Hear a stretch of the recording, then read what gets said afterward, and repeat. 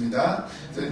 11장 7절로 가보시면 이 두 증인, 두 감람나무, 두 촛대, 하나님의 증인의 사역을 감당하는 종들이죠.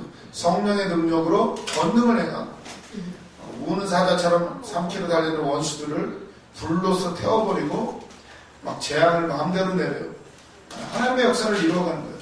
그런데 7절에 보니까 그들이 그 증언을 마칠 때에 무적행으로부터 올라오는 짐승이 그들과 더불어 전쟁을 일으켜 그들을 이기고 그들을 죽일 터인즉 그들의 시체가 큰 성 길에 있으리니 이 성은 영적으로 하면 소돔이라고도 하고 애굽이라고도 하니 곧 그들의 주께서 십자가에 못 박히신 곳이라. 아니 근데 이 증인들이, 그 능력 많은 증인들이 마음껏 재앙도 내리고 막 입에서 불도 나오는데, 아니 이 사람부터 죽어요. 언제 죽어요? 그들이 증언을 마칠 때. 사명이 끝난 거예요. 사명이. 그래서 사명자는 결코 죽지 않는데요. 우리가 지금 살아있는 것은 사명이 있기 때문이래요. 그러니까 힘들다고 죽지 않으니까 염려하지 마시고 사명을 감당하면 되는 줄로 믿습니다. 그들이 증언을 마칠 때에 무적행으로부터 막 짐승들이 올라와요. 어디 많이 나오는 얘기죠. 무적행에서. 요한계시록 20장에 가보면 천년왕국 때에 무적행에 용이 결박이 돼요. 거기에서 나오는 얘기가 여기 또 나오죠. 거기서도 20장에서도 어떻게 되죠? 1000년 동안 결박되어 있다가 마지막에 잠깐 놓이는데 그때 전쟁을 한판, 곡과 마곡에서 전쟁을 한판 해요. 여기서 똑같은 비슷한 얘기가 나와요. 이걸 보면 어떻게 생각을 해야 될까요? 그래서 제가 도표를 그려드린 거예요. 이 내용계가. 보시면서 이게 지금 요한계시록 전체에서 말하고자 하는 바가 이렇게 막 뒤죽박죽 섞여있는 이야기들이 결국 무엇을 얘기하는 것일까? 옛날에 배웠던 것처럼 뭐 천년왕국 전에 오느냐, 예수님이 뒤에 오느냐, 휴거는 언제 있느냐, 지금은 언제인가 보면은 계속 똑같은 얘기를 반복하고 있는 것을 볼 수가 있어요. 그거를 뭐라고 하더라? 이게 순환, 교차 배열, 또 뭐라고도 표현을 해요.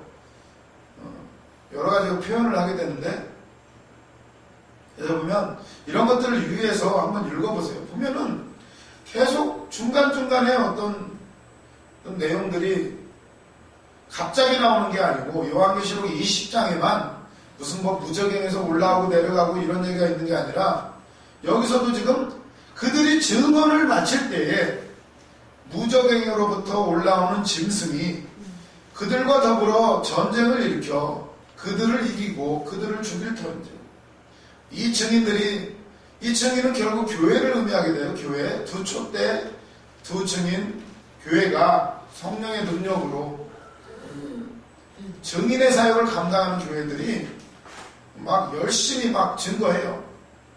그런데 마지막에 잠깐 무적행에서 올라온 짐승은 세상의 권세들을 의미하죠. 나중에 보면 용이 짐승에게 권세를 위임해요. 그래가지고 바다에서 올라오고 땅에서 올라오는 짐승. 그 짐승하고 한바탕 전쟁을 했는데 어이구 증인들이 져요. 죽어요. 그 시체가 순교를 한 거예요. 순교를. 큰 성 길에 있으니 8절. 그 시체가 어디에 있어요? 큰 성. 큰 성은 뭘 의미하죠? 요한계시록의 큰 성. 큰 성 바벨론이죠. 큰 성 바벨론. 바벨론은 세상. 큰 성 길에 있으니 길에다가 장사도 안 지내줘요. 얼마나 꼴보기 싫었는지 아주 그냥 그 입에서 불이 나오니까 그 복음의 능력으로 눌려가지고 꼼짝을 못했었어요. 근데 마지막 때 증언을 딱 마치니까 전쟁이 나가지고 거기에 순교를 해요. 교회가 어려움을 당한 거예요. 그 큰 성에 길이 있으리니 그 성은 영적으로 하면, 큰 성은 영적으로 하면 소돔이래요. 소돔이라고도 하고 애굽이라고도 하니 곧 그들의 주께서 십자가에서 못 박히신 곳이라. 예수님이 소돔에서 애굽에서 못 박혔대요. 이거 좀 이상하지 않아요? 예수님은 예루살렘에서 못 박히셨는데 상징이죠, 상징. 예수님은 어디에서 못 박히셨는데? 소돔에서, 애굽에서. 소돔은 무엇의 상징인가요? 소돔 아주 죄악의 상징이죠. 소돔과 고모라. 지금도 그 배트맨 보셨어요? 배트맨? 배트맨이 활동하는 그 도시가 어딘가? 고담시티. 고담시티. 뭔가 좀 비슷하지 않아요? 고담. 고자는 고모라. 담은 소돔. 담이나 돔이나. 약간 언어 유희예요. 결국 죄악의 상징이죠. 그 배트맨에서도 죄악의 상징. 근데 그 고담시티는 배트맨, 박쥐가 보호를 해요. 박쥐가. 막 사단이 보호하는 거죠. 어떤 의미에서. 아무튼 제가 영화를 하도 많이 봐가지고 소돔과 고모라. 소돔 그리고 애굽에서 예수님 주께서 십자가에 못 박힌 그곳에서 두 증인도 거기서 죽어요. 마찬가지로 교회가 똑같은 장소에서. 소돔은 무슨 일이 있었나요? 소돔 천사들이 소돔과 고모라를 멸망시키러 갔더니 막 롯을 구하려고 갔잖아요. 갔더니 잘 저기 하고 있는데 사람들이 막 난리가 났어요. 밖에서 남자들이 막 몰려와가지고 너네 집에 남자 2명, 3명이죠, 3명? 꺼내라고. 상관하니라. 관계를 맺겠다는 거예요. 이미 그때부터 소돔과 고모라는 게이, 그거 요즘 난리 나는 거, 차별, 그게 이미 있었다는 거예요. 이미. 소돔은 음행의 어떤 상징이에요. 음행이라는 것은 뭐냐? 하나님보다 더 소중하게 여기는 건 다 음행이에요. 예수님이 나의 신부인데 뭐하고 짝해요? 세상과 돈과 명예와 권세와.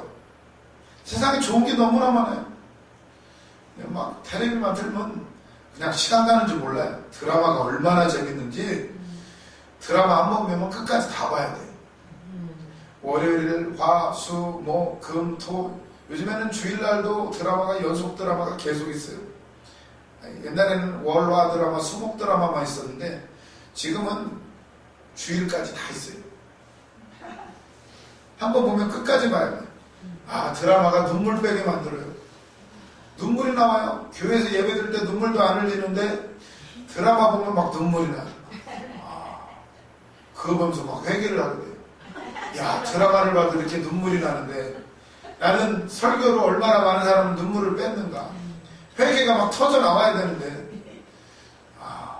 얼마나 세상이 우리의 모든 감각, 지각을 다 송두리째 앗아갔는지 정신을 차릴 수가 없어요. 소돔, 음행, 두 마음이에요. 두 마음. 애굽에서는 이스라엘 백성들이 무슨 일을 당했나요? 애굽에서 종살이 했어요. 종살이. 죽게 평생 일하고 평생 일해도 내 것이 안 돼요. 종이에요. 종. 환난과 핍박 아주 엄청나게 당했어요. 종살이. 인생이 종살이에요. 마음껏 한번 돈을 모아보세요. 죽을 때 한 푼이라도 가져가라. 결국은 종살이에요. 종살이. 결국은 아무리 잘났다고 떠들어도 내 것 하나도 없어요.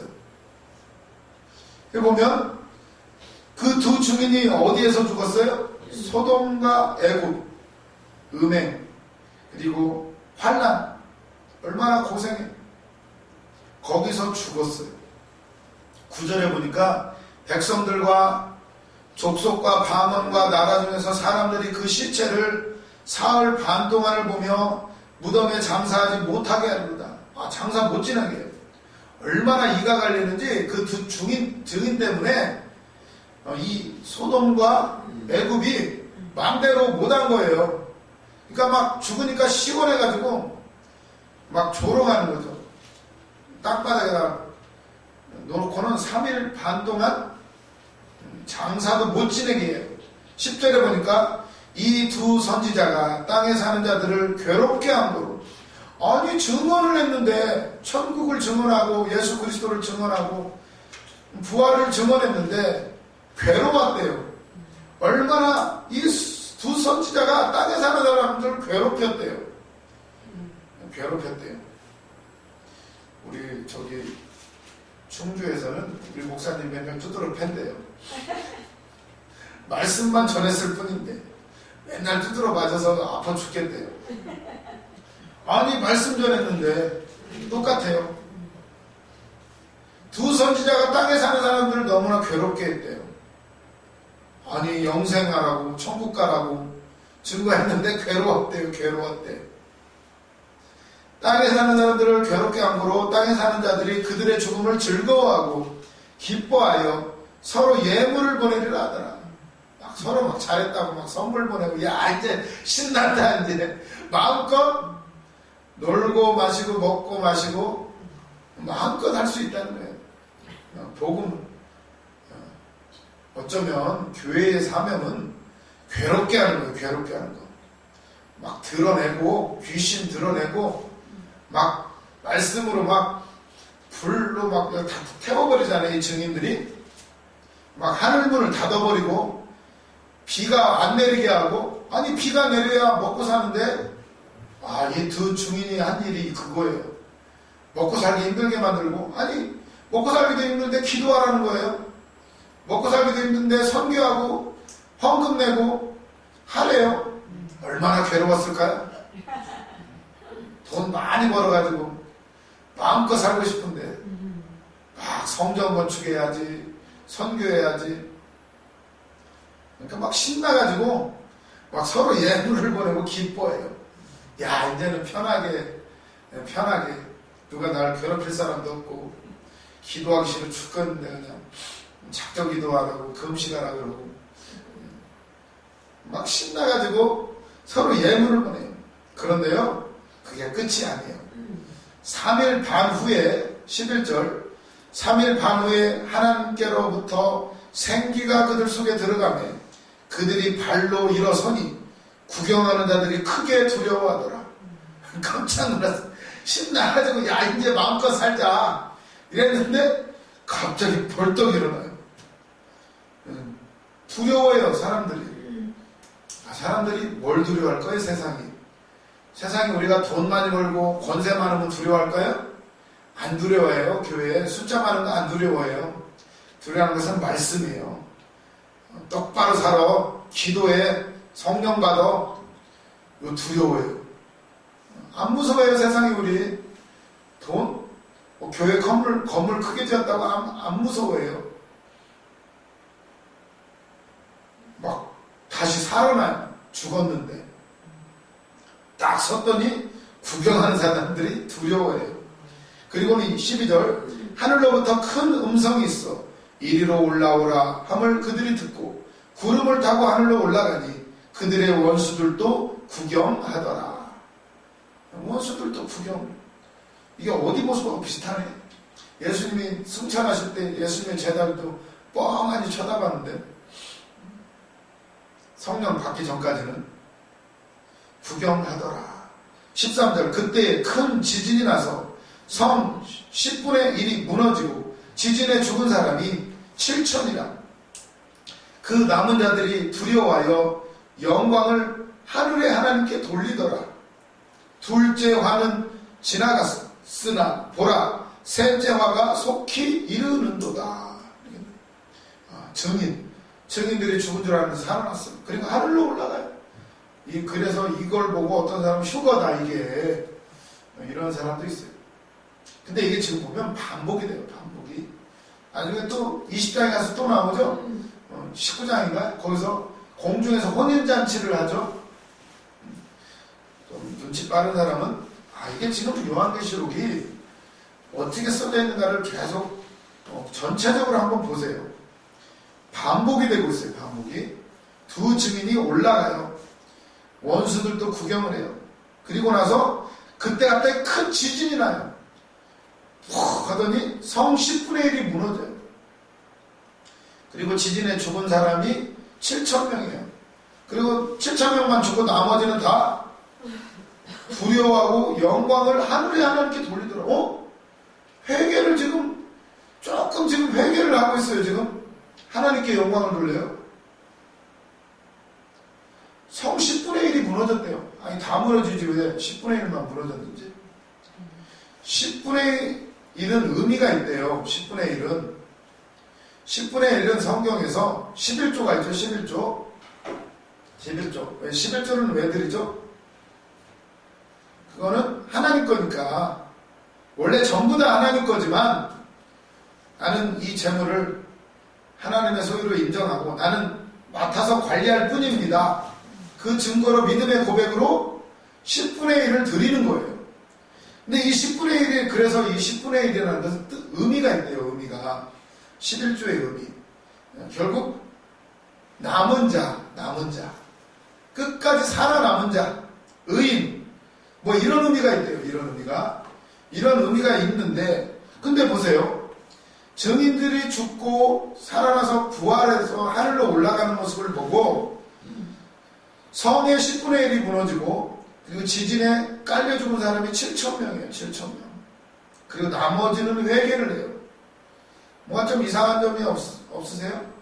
7,000명 어디서 좀 나온 것 같은데 아까 10분의 1이 뭐라고 그랬죠? 남은 사람이래요. 남은 사람. 7,000명이 뭐죠? 엘리야 때 다들 바알과 아세라의 우상 숭배하고 무릎 꿇었는데 엘리야가 그랬죠. 왜 나만 남았습니까? 하나님 차라리 나 데려가십시오. 죽여주시옵소서 기도했잖아요. 근데 하나님 뭐라고 나중에 야 너만 남았냐? 야 아직도 무릎 꿇지 않냐 한 사람 7,000명을 내가 남겨뒀다. 그렇게 말씀하셔요. 남아있는 자가 7,000명이었어요. 근데 여기는 거꾸로예요. 죽은 사람이 7,000명이고 남은 사람은 회개를 해요. 뭔가 좀 이상하지 않나요? 남은 사람이 조금이어야 되는데 지금 죽은 사람이 조금이고 남은 사람이 지금 많아요. 회개하는 사람이 많죠. 이게 의미가 있어요. 의미가. 보세요. 지금 회개하는 부분이 세상 사람들이 회개하는 부분이 여기밖에 없어요. 나머지는 재앙이 그렇게 올 때마다 힘들어 죽겠는데도 회개를 안 해요. 보세요. 9장 20절 보세요. 9장 20절. 9장 20절. 여기는 6째 천사가 나팔을 불 때 막 3분의 1이 사람들이 막 죽었어요. 요한계시록 10장 20절 보세요. 이 재앙에 죽지 않고 남은 사람들은 손으로 행한 일을 회개하지 아니하고 오히려 여러 귀신과 또는 보거나 듣거나 다니거나 하지 못하는 금은 동 목석의 우상에게 절하고 또 그 살인과 복술과 음행과 도둑질을 회개하지 아니하더라. 재앙이 그렇게 임해서 3분의 1씩 막 죽어나가는데도 회개를 안 해요. 회개를. 그렇죠. 여기만 그런 게 아니고 또 어디도 그래요. 16장 8절을 보세요.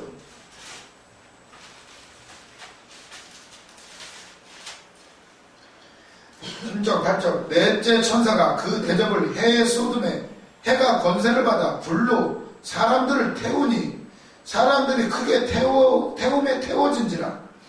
이 재앙들을 행하는 권세를 가지신 하나님의 이름을 비방하며 또 회개하지 아니하고 주께 영광을 돌리지 아니하더라. 이상하죠? 해가 막 자외선이 쬐는지 어땠는지 막 살까지 다 타고 이래가지고 사람들이 막 죽어가요. 근데도 이 사람들이 이 재앙들을 행하는 권세를 가지신 하나님의 이름을 비방하며 막 하나님을 욕해요. 그리고 회개도 안 해요. 그리고 주께 영광을 돌리지 않아요. 무시무시한 대접의 재앙. 여기도 회개를 안 해요.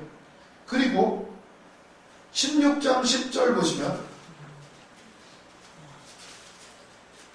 또 다섯째 천사가 그 대접을 짐승의 왕자에 쏟으니 그 나라가 곧 어두워지며 사람들이 아파서 자기 혀를 깨물고 아픈 것과 종기로 말미암아 하늘의 하나님을 비방하고 그들의 행위를 회개하지 아니하더라. 야, 막 지금 종기나고 혀를 깨물 정도로 아파가지고 죽겠는데, 아프고 종기나고 그런데도 혀를 깨물면서도 하나님을 또 비방해요. 지금 잘못했습니다 빌어도 시원찮은 마당에 비방하고 그 행위를 회개하지 않더라, 이렇게 나와요.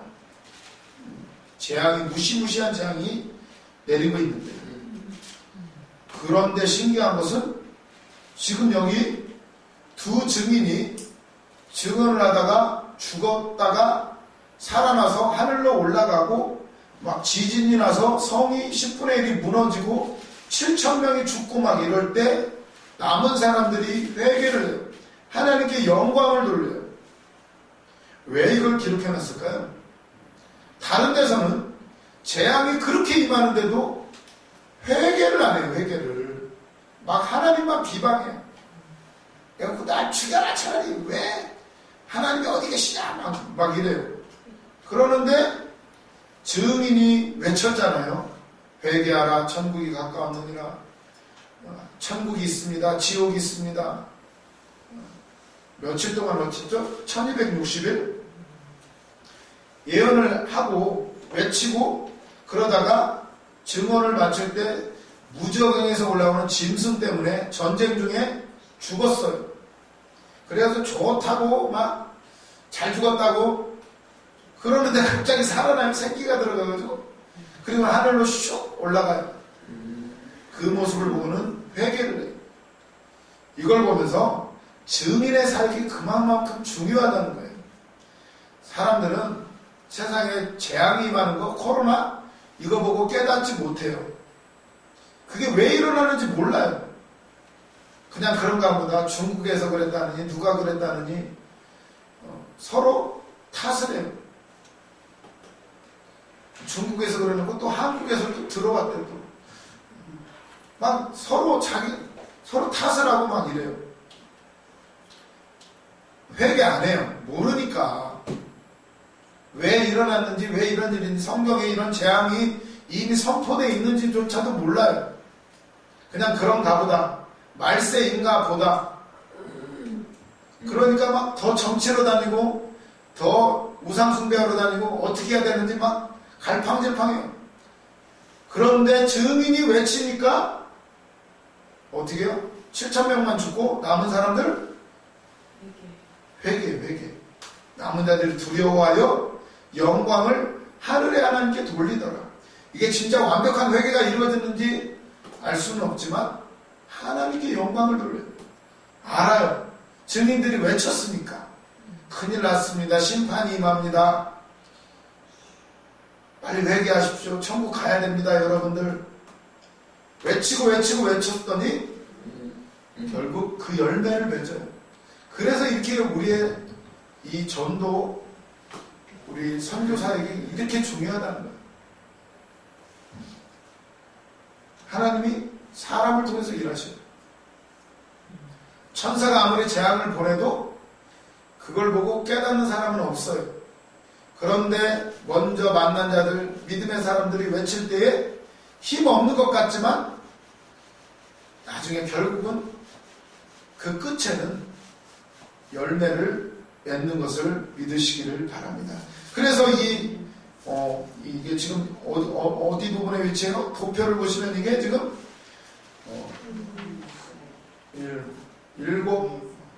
여섯 나팔, 일곱 나팔 사이에 위치하고 있어요. 그 사이에서 말씀하시고자 하는 바는 이 재앙 가운데 우리 증인들이 일을 해야 된다는 거예요. 일을. 그러할 때에 회개하고 돌이키는 역사, 하나님의 나라를 이루어가는 역사가 있다라고 이렇게 강조를 하시는 거예요. 그리고 절대 두 증인은 죽지 않는다. 언제까지? 증인의 사역을 마칠 때까지. 안 죽어요.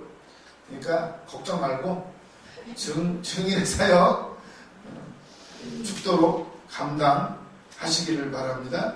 그럴 때에 15절 보니까 일곱째 천사가 나팔을 불매 하늘에서 큰 음성이 나서 이르되 세상 나라가 우리 주와 그의 그리스도의 나라가 되어 그가 세세토록 왕노릇 하시리로다 하니 하나님 앞에서 자기 보좌에 앉았던 24장로가 엎드려 얼굴을 땅에 대고 하나님께 경배하여 이르되 감사옵나니 옛적에도 계시고 지금도 계신 주 하나님 곧 전능하신 이여 친히 큰 권능을 잡으시고 왕노릇 하시도다. 이방들이 분노하며 주의 진노가 내려 죽은 자를 심판하시며 종 선지자들과 성도들과 또 작은 자든지 큰 자든지 주의 이름을 경외하는 자들에게 상 주시며 또 땅을 망하게 하는 자들을 멸망시키실 때로 소이다 하더라. 이에 하늘에 있는 하나님의 성전이 열리니 성전 안에 있는 하나님의 언약궤가 보이며 또 번개와 음성과 우리와 지진과 큰 우박이 있더라. 이렇게 나와요. 지금 이게 어떤 장면이 일곱째 나팔을 불 때 세상 나라가 우리 주와 그의 그리스도의 나라가 되어 세상 나라가 하나님의 나라가 되는 그리스도의 나라가 되어 우리 주와 하나님과 그의 그리스도로 된 나라가 되어 그가 세세토록 왕노릇 하시고 일곱째 나팔을 불 때 드디어 이 세상 나라가 하나님의 나라가 돼요. 그리고 막 또 많이 봤던 모습이죠. 24장로가 경배 얼굴을 땅에 대고 경배하고 엎드리고 그러면 뭐라고 했죠? 감사하면 옛적에도 계셨고 지금도 계신 주님 이렇게 말을 하는 거예요. 여기 옛적에도 계셨고 지금도 계신 주님 뭐가 빠진 것 같지 않아요? 요한계시록의 다른 부분에서는 옛적에도 계셨고 지금도 계시고 앞으로도 오실 주님 이런 대목이 나오는데 여기서는 빠졌어요. 앞으로 오실 주님이. 왜 빠졌죠?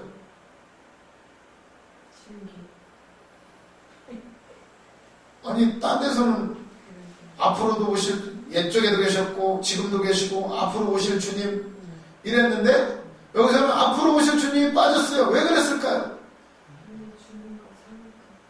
아니 그게 안 들어갔어요. 지금 주님이 재림했잖아요. 지금 재림했으니까 앞으로 오실 분이 아니죠. 이미 왔으니까. 봐요. 일곱째 천사가 나팔을 때 세상 나라가 하나님의 나라가 됐대잖아요. 재림하신 거죠. 일곱 나팔 불 때. 그리고 막 지금 19절에 보면 하늘에 하나님의 언약궤가 막 열리잖아요. 지금 성전 언약궤 막 우레와 지진과 우박이 내리면서 우르릉 쾅쾅쾅쾅 하면서 언약궤가 열리는 거예요. 지금 이게 이 장면이 나중에 보면 저기서 또 나와요. 저기 나중에 어디에 나와?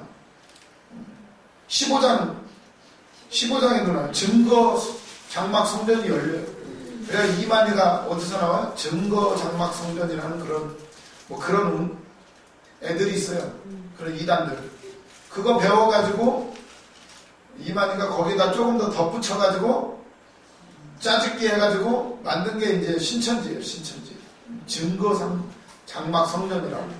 그게 이제 그 기원은 이게 더 구약에 나오는 거죠. 법궤, 언약궤, 증거 장막 성전 열리는 장면.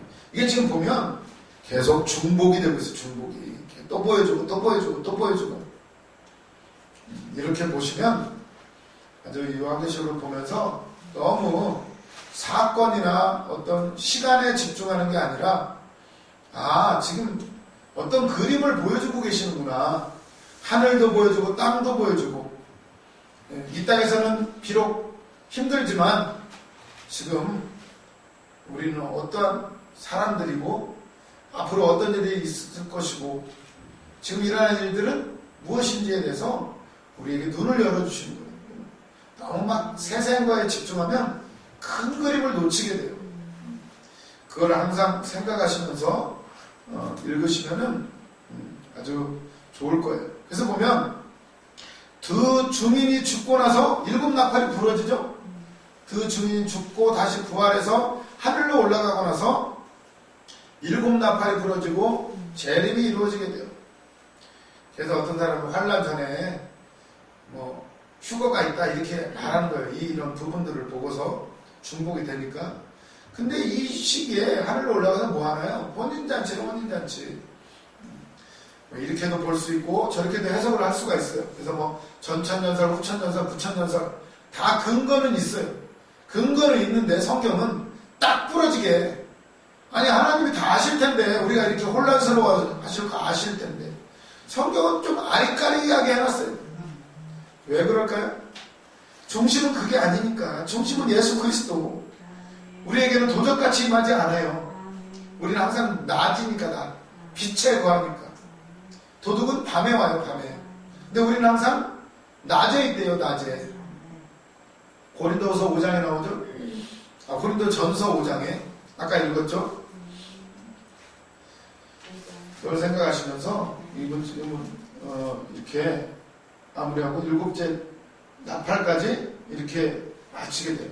이렇게 하고 프린트물 아까 못했던 거 이거 1260일 한때 두때 반때 42달 42주 이거에 대해서 생각을 해 보도록 하겠습니다. 그래서 이 1260일 이 증인들이 1260일 동안 그 증인의 사역을 하잖아요.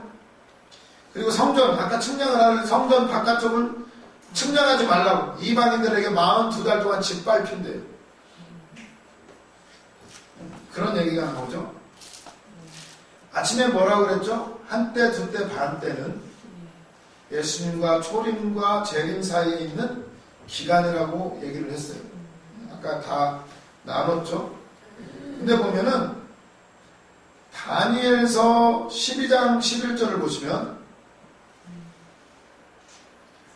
다니엘서 12장 11절 보시면 매일 드리는 제사를 폐하고 멸망하게 할 가증한 것을 세울 때부터 1290일을 지낼 것이고 기다려서 1335일까지 이르는 그 사람은 복이 있으리라. 너는 가서 마지막을 기다리라. 이는 내가 평안히 쉬다가 끝날에는 내 몫을 누릴 것이리라. 이렇게 나와 있어요. 여기는요 1290일이라고 나와 있어요. 아니 왜 1260일이라고 하지 1290일이라고 했을까? 아니 숫자를 맞추려면 좀 똑같이 맞추지. 그리고는 1335일까지 버티는 사람은 그러니까 45일 더 버티는 사람은 그 사람은 복이 있대요. 1290일을 지낸대요. 매일 드리는 제사를 폐하고 멸망하게 가증한 것을 세울 때부터. 그리고는 1335일까지 지내는 사람은 복이 있대요. 한 45일 더 버티면 복이 있는 사람이에요. 1290일 막 예배 폐하고 멸망 가증하는 걸 막 세울 때 못 버티는 사람은 뭐 그냥 이제 지옥 가는 거죠. 지옥. 왜 1290일이라고 했을까요? 1260일로 맞추지. 똑같이 좀 하려면. 1260일이라는 시간은 42달은 한 달을 30일로 계산하면 아니야. 42달은 3년 반이에요. 12 플러스 6 하면 42가 나와요. 42달도 3년 반이에요. 한때, 두때, 반때가 3년 반이고 42달도 계산하고 42달 3년 반이에요. 그쵸? 그리고 42달을 곱하기 한 달을 30일을 잡으면 은 3, 4, 12, 3, 6, 1260일. 그래서 1260일은 3년 반이에요. 3년 반. 그죠? 표현만 달려있지 똑같은 기간이에요. 똑같은 기간. 그런데 왜 다니엘서에서는 1290일이라고 했을까?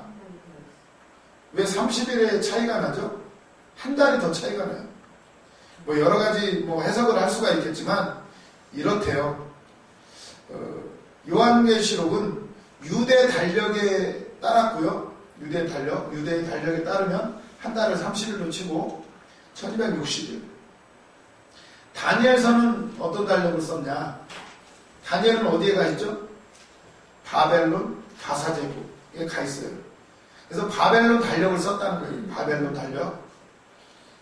바벨론 달력에 의하면 3년 반이 1290일이래요. 뭐 어떻게 계산했는지는 모르겠지만 그 달력에 의하면 1290일이 된대요. 고로 다니엘에 있는 1290일도 3년 반, 3년 반을 견딘 사람은 복이 있는 거죠. 이제 그때를.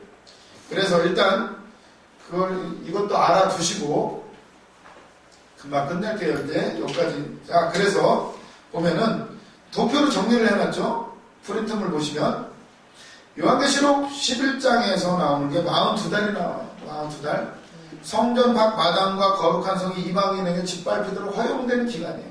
3년 반이죠. 그리고 옆에 보면 1260일. 두 증인이 예언하는 기간이 1260일 3년 반이에요. 그렇게 생각을 하시고 똑같은 기간이에요. 그리고 또 1260일이 어디에 나오느냐. 두 증인이 1260일 동안 예언하는 기간에 계시록 12장 6절을 보시면 여기에 누가 나와요? 해를 옷 입은 여자가 나와요. 그 여자의 발 아래는 달이 있고 머리에는 12별의 관을 썼어요. 뭐 마리아라고 할 수도 있고 예수님을 낳은 마리아라고 할 수도 있고 결국은 교회를 의미하게 돼요. 교회를 이 여자가 품었어요. 근데 어떻게 되죠? 6절에 보면 5절 보시면 여자가 아들을 낳으니 이는 장차 철장 권세로 만국을 다스릴 남자라. 그 아이를 하나님 앞과 그 보좌 앞으로 올려가더라. 아니 여자가 아들을 낳는데 아니 이 아들은 그냥 하늘로 올라가요. 뭐 철장으로 다스린다고 하더니 올라가 버려요. 그리고는 여자가 6절에 그 여자가 광야로 도망하며 거기서 1260일 동안 그를 양육하기 위하여 하나님께서 예비하신 곳에 있더라. 장차 그 아이는 올라갈 건데 그 여자가 도망가가지고 1260일 동안 3년 반 동안 그 아이를 양육하기 위해서 광야로 도망가요. 1260일. 그래서 여기서 한번 나오죠. 요한계시록에 1260일이 아이를 낳은 여인이 용을 피해 광야에서 하나님의 보호를 받는 기간. 광야를 피했어요. 용을 피해서 사단이죠. 그리고 12장 14절을 보시면 13절 볼게요. 용이 자기가 땅으로 내쫓긴 것을 보고 남자를 낳은 여자를 박해하는지라. 용이 여자를 막 박해해요. 그랬더니 14절 보니까 그 여자가 큰 독수리의 두 날개를 받아 광야 자기 곳으로 날아가 거기서 그 뱀의 낯을 피하여 한 때와 두 때와 반 때를 양육받으며 여자의 뒤에서 뱀이 그 입으로 물을 강같이 토하여 여자를 물에 떠내려가게 하려 하되 땅이 여자를 도와 그 입을 벌려 용의 입에서 토한 강물을 삼키니 용이 여자에게 노하여 돌아가서 그 여자의 남은 자손 곧 하나님의 계명을 지키며 예수의 증거를 가지며 더불어 싸우려고 바다 모래 위에 있더라. 이렇게 나오죠. 한 때, 두 때, 반 때 광야에서 여자가 용을 피해서 보호를 받아요. 보시면 여자가 용을 피해서 광야로 가는 기간이 1260일. 아이를 낳았는데 또 피해가지고 가서 광야에서 보호를 받는 기간이 한 때, 두 때, 반 때, 3년 반이에요. 계속 3년 반이죠. 그리고 계시록 13장 5절에 가서 보면 또 짐승이 과장되고 신성모독을 말하는 입을 받고 또 42달 동안 일할 권세를 받으니라. 짐승이 입을 벌려 하나님을 향하여 비방하되 그의 이름과 그의 장막 곧 하늘에 사는 자들을 비방하더라. 또 권세를 받아 성도들과 싸워 이기게 되고 각 족속과 백성과 방언과 나라를 다스릴 권세를 받으니 죽임을 당한 어린 양의 생명책의 창세 이후로 이름이 기록되지 못하고 이 땅에 사는 자들은 다 그 짐승에게 경배하리라. 42달 동안 성전이 짓밟히고 그리고 이 짐승이 권세를 받아가지고 바다에서 올라온 짐승이 활동해요.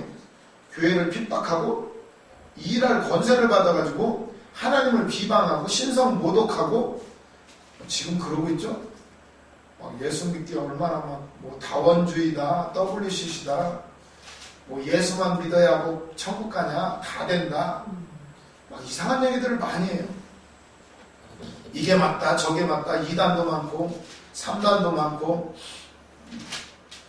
도표를 보시면 뭘 느낄 수가 있어요? 42달, 1260일, 한때, 두때, 반때. 표현은 조금 달리 했지만 똑같은 기간이에요. 그래서 정리를 해보면 반가로 1번 보세요. 여기에 등장하는 날에 대한 표현들은 사실 동일한 기간을 다른 방식으로 표현한 것이다.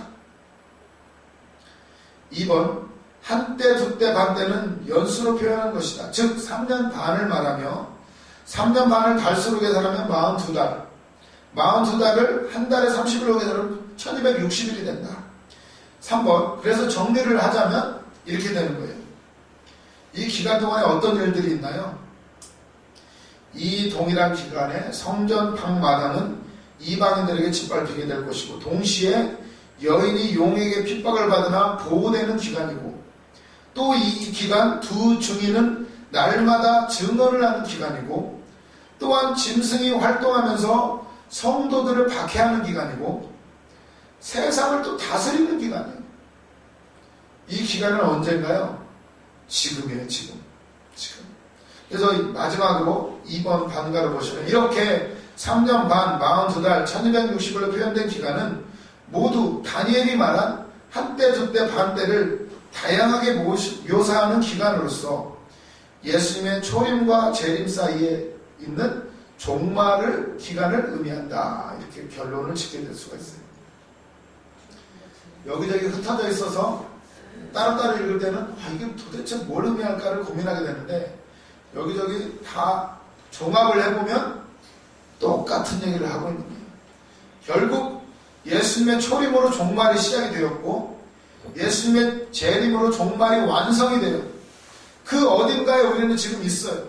이 기간 동안에 성전에 들어오지 않은 사람들, 믿음에 들어오지 않는 사람들은 짓밟혀요. 영적으로 완전히 짓밟혀 죽는 거예요. 죽는 거. 이 성전 안에 이 기간 동안에 들어오지 않는 사람. 그리고 동시에 이 기간 동안에 교회는 용에게 핍박을 받아요. 교회는 악의 세력들에게 핍박을 받게 돼 있어요. 그리고 그렇지만 핍박을 당하지만 하나님이 보호하셔요. 광야에서도 보호하시고 어디 가서도 물을 막 토해내도 땅이 물을 삼켜주면서 교회를 하나님 끝까지 보호하셔요. 그러면서 이 기간 동안에는 두 증인이 권세를 받아가지고 1260일 동안 막 복음을 선포해요. 지금이 그런 기간이에요. 지금 막 은혜의 시대죠. 은혜의 시대. 복음이 선포되고 있지만 또 핍박도 있고 또 악의 세력도 활동하는 기간이에요.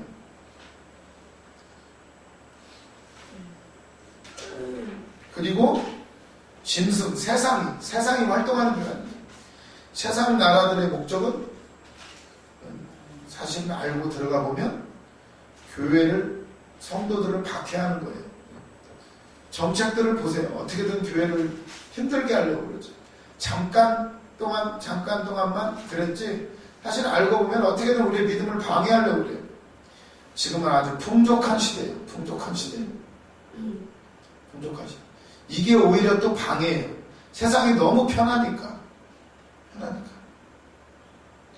세상이 다스리는 기간이고 증인, 우리들이 전도해야 될 기간이고 또 그렇지만 박해를 받는 기간이거든요. 그렇지만 또 하나님이 보호하시는 기간이에요. 그래서 이렇게 다양한 표현을 사용했지만 한때, 두때, 반때, 42달, 1260일, 3년 반 다 똑같은 얘기를 하고 있어요. 결국 예수님의 초림과 재림 사이에 있는 우리 이미 종말은 시작됐다는 거예요. 그리고 지금 종말의 완성을 향해서 주님이 오실 그날만을 남겨두고 있어요. 지금이 마지막 기회예요. 우리가 전함으로 증인의 사역을 함으로 보세요. 회개를 하잖아요. 증인들이 전했을 때 재앙이 내렸을 때는 그들이 깨닫지 못했지만 말씀을 선포하니까 돌이키는 사람들이 많아요. 이렇게 이걸 보시면 이제 이 너무 숫자에 너무 민감하게 반응하지 마시고 이런 거구나, 이런 걸 여러 가지로 표현하시는구나 이렇게 생각을 해두시면 가장 헷갈리지 않고 보편적으로 우리가 말씀을 볼 수가 있을 거예요. 오늘 여기까지 하고 또 다음 주에 뵙도록 하겠습니다. 기도하겠습니다. 주님 감사합니다. 우리를 사랑하셔서 언제나 때와 시기를 주님 손에 가지고 계시고 오늘도 우리를 언제나 보호하시고 우리를 인도하심을 보며 감사뿐이 없습니다. 주님, 오늘 또 확실하게 배웠사오니 이 땅에 살아가는 동안에 증인의 사역 온전히 감당케 하여 주시옵소서. 우리에게 능력도 허락해 주시고 영권, 인권, 물권 다 주시어서 마음껏 두 증인의 사역 감당하도록 도와주시옵소서. 우리 신학교회에 함께 하시고 이끌어가시는 우리 이사장 목사님 함께 하여 주시어서 어지러운 병 다 해결하여 주시고 이제 아버지 이 어지러운 세상 가운데 흔들림 없이 말씀과 기도로 많은 사람들을 옳은 길로 인도하는 그 사명 감당케 하옵소서. 신학생들 일주일 동안 살아가는 동안에도 주여 지켜주시고 보호해 주시고 어려운 격지하도록 주께서 역사하여 주시옵소서. 언제나 주님 앞에 감사드리며 예수님의 이름으로 기도드렸습니다. 아멘. 수고하셨습니다.